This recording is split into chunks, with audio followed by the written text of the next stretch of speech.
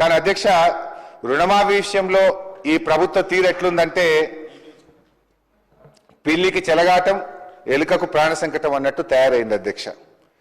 ముందేమో బ్యాంకర్ల మీటింగ్లో రుణమాఫీకి 51,000 కోట్లు అవసరమవుతాయని చెప్పారు అధ్యక్ష.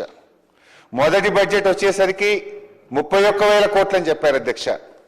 రెండో బడ్జెట్ నాటికి 20,616 కోట్లు అని చెప్పారు అధ్యక్ష.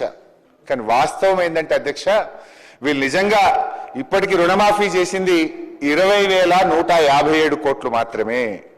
అంటే అధ్యక్ష ఎండల ఐస్ ముక్క కరిగిపోయినట్టు రుణమాఫీ అంకెలు కరిగిపోతా ఉన్నాయి. ఒకటే ప్రభుత్వం ఇన్ని లెక్కలుంటాయా అధ్యక్ష? బ్యాంకర్ల దగ్గర ఒక లెక్క, బడ్జెట్లో ఒక లెక్క, వాస్తవంగా చేసింది ఇంకో లెక్క అధ్యక్ష. మొన్న గవర్నర్ గారి ప్రసంగంలో 2 రోజుల క్రితం గవర్నర్ గారి ప్రసంగంలో కూడా తప్పుడు అంకెలు పెట్టారు అధ్యక్ష.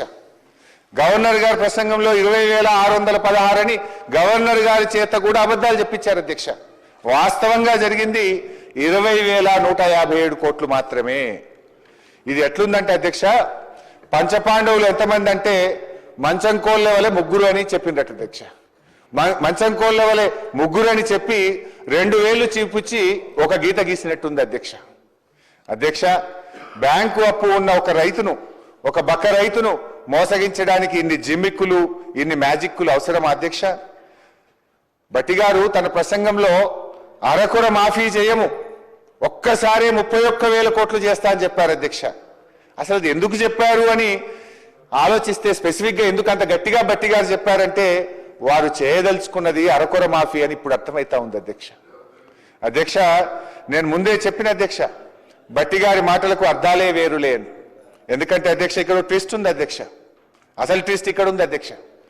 ఏంటంటే అధ్యక్ష ముఖ్యమంత్రి గారు ఒక మీటింగ్లో చెప్పారు అధ్యక్ష 2 లక్షల పైన ఉన్న వాళ్ళందరూ కూడా మీది డబ్బులు మీరు కట్టేయండి, వెంటనే మీ 2 లక్షల రుణం మాఫీ చేస్తామని ముఖ్యమంత్రి గారు చెప్పారు అధ్యక్ష. ఎంతైనా ముఖ్యమంత్రి కదా అధ్యక్ష. ఆయన మాటల్ని టీవీల్లో పేపర్లలో చూసిన అమాయక రైతులు భార్య మెడల్లో ఉండే పుస్తలమ్ముకోనో, గొలుసులమ్ముకోనో, అధిక వడ్డీకి అప్పు తెచ్చుకోనో పాపం ఆ 2 లక్షల మీద ఉన్న డబ్బులు కట్టారు అధ్యక్ష. ఇలా వారి పరిస్థితి ఏమైపోయింది అధ్యక్ష? ముఖ్యమంత్రిని నమ్మిన పాపానికి అటు పాత అప్పు తీరలేదు, పైనుంచి కొత్త అప్పు కూడా మీద పడ్డది అధ్యక్ష. రైతుల పరిస్థితి గోడ దెబ్బ చెంప దెబ్బ అన్నట్టు తయారైపోయింది అధ్యక్ష. రైతులను అప్పుల ఊబిలో నుంచి బయటపడేస్తానన్న మీ అభయహస్తం రైతుల పాలిట భస్మాసుర హస్తంగా మారింది.